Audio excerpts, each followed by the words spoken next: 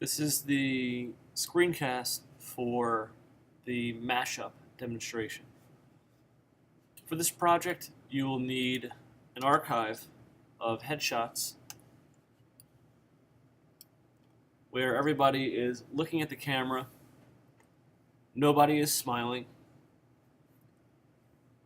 there's no hair covering people's eyebrows, no glasses, and the lighting should be very flat, ideally with a white background. For this project, I chose these three subjects. I'm going to use this boy because I like his hair, this boy because I like his eyes and nose, they're very noticeable, and this girl because she has good lips I think will fit the head. The end result will look like this. It's a combination of the first boy's hair, ears, chin, shoulders, neck, with the second boy's eyes and nose, and the third person, the girl's mouth. To do this project, we need to open up our photos in Photoshop.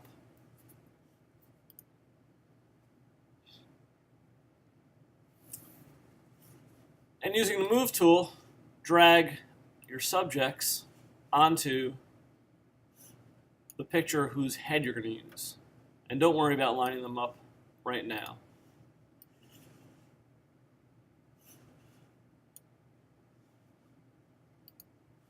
You'll end up with three separate layers. We have the background layer, which is going to be the head of our subject. Layer 1 could be the mouth, or it could be the eyes. And layer 2 could be the eyes or the mouth. In this case, it's going to be the eyes. What I like to do is I like to turn off all the layers except for the one I'm working on. On that layer, make a layer mask. Then using your brush tool, making sure the opacity is at 100. And the hardness could be around 50%. Anywhere you paint black with the brush tool, you're going to essentially hide part of the layer. So I want to get rid of everything that is not his eyes and nose.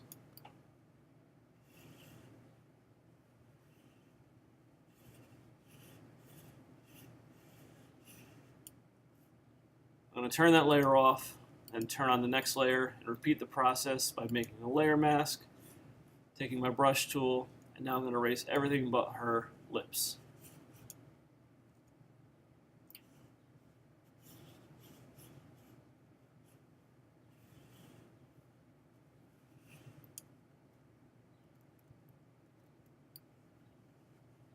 And we don't have to be too careful here. If you make a few mistakes, it's okay. If you accidentally erase part that you need, switch your brush back to white, and you could bring back the area that you accidentally got rid of.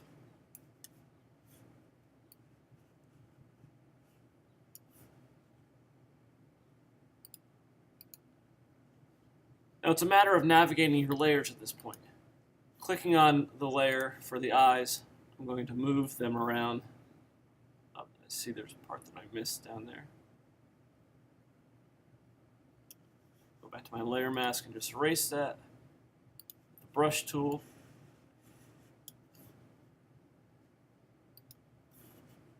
I'm going to move the eyes until they fit on the face. And I can see they're a little bit bigger than I want. So I'm going to Command T on this layer, hold down Shift, and I will resize the eyes so they fit the face a little better.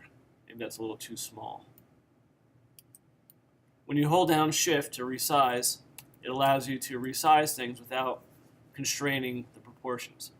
You can also rotate the eyes if you need to by dragging the corner of the box. I'll do the same for the mouth.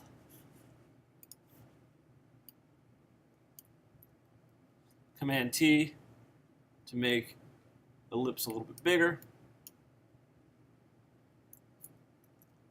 Remember, hold down Shift when you resize. You can use the arrow keys on the keyboard to nudge the box into place.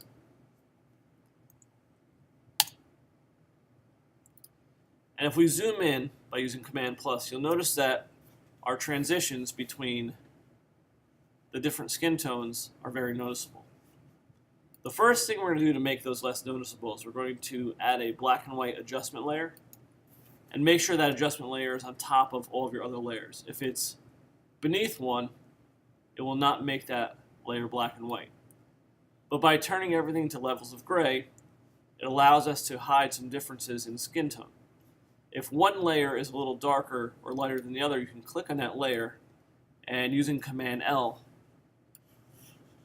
you can edit the levels for that layer to try to get the skin tone to match a little bit. Now, clicking on the layer mask and using my brush tool, I'm going to zoom in on the area I want to work on, lowering the hardness to 0, and I'm going to lower the opacity of the brush down to about 20%.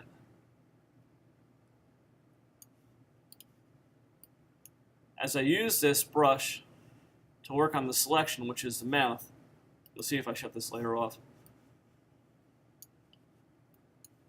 Because it's a low opacity brush, I'm not fully hiding that layer. I'm just making it less noticeable. Sometimes when you do that, you might reveal your subject's mouth below, so you can switch the brush back to white to bring back parts that you need to cover up your original subject. I'll do the same thing for the eyes layer.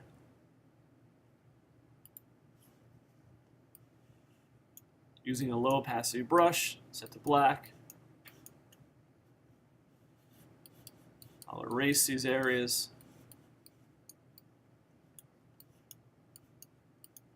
Just to even them out. And if I have to use white to bring things back, like I caught part of his nose here, I can use that to clean up my selection a little bit.